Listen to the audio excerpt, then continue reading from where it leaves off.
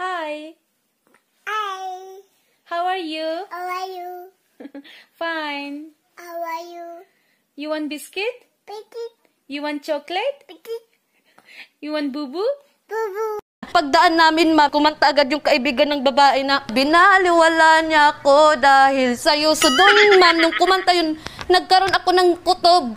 Sabi ko, bakit? Ganun ang nangyari. Dapat kumanta siya nung nandun pa kami. Bakit nung pagkakadaan namin kinanta niya yun? Mayroon din panting dalawa, ma'am, na hindi sa akin.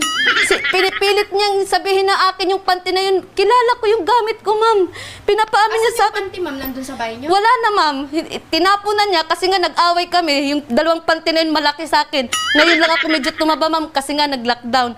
May dalawang panty, pinaamin sa akin.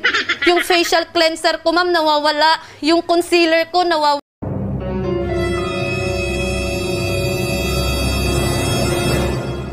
Hindi porket maganda kami dito sa TikTok, filter na agad. Hindi pa pwedeng photogenic lang talaga tapos ikaw potang ina, ang gitera ka kasi.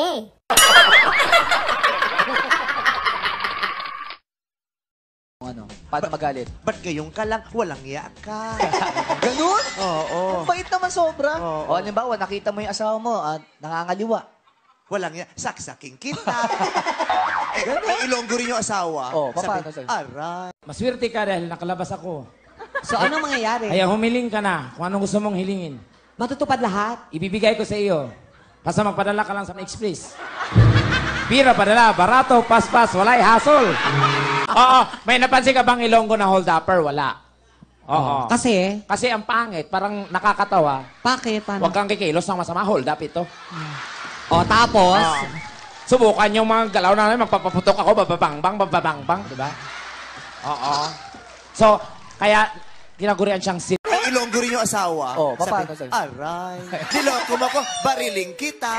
Yung binila ng baan ng ano, ng baril, Ilonggo din. O, paano? Ang tunog sabi, bang, bang. Tekla, ikaw ba judgmental? Bossing, sa akin, hindi ako talaga mahilig mag-judge. Pero ako ang parating na judge. Ay, alam naman natin yun. Sa lugar nga namin, bossing, kahit tulog ako, pag may krimen, may nakawan, ako yung suspect agad. Kahit tulog ako niya, kinakatok pa ako sa pinto. Suspect ka agad. Pero magaling kang humilates ng tao. Psychologically. Ano?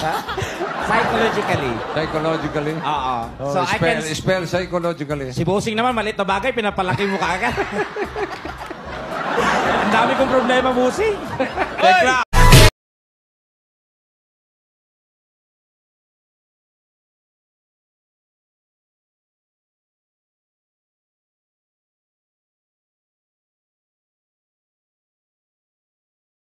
Babae, masasanay ka rin.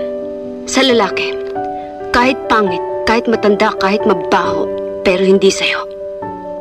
Bakit? Ano bang nararamdaman mo? Nandidiri ako. Bakit? Sino ka ba? Ano pinagmamalaki mo? Katawan lang yan. Saan pa galing yan? Sa putik?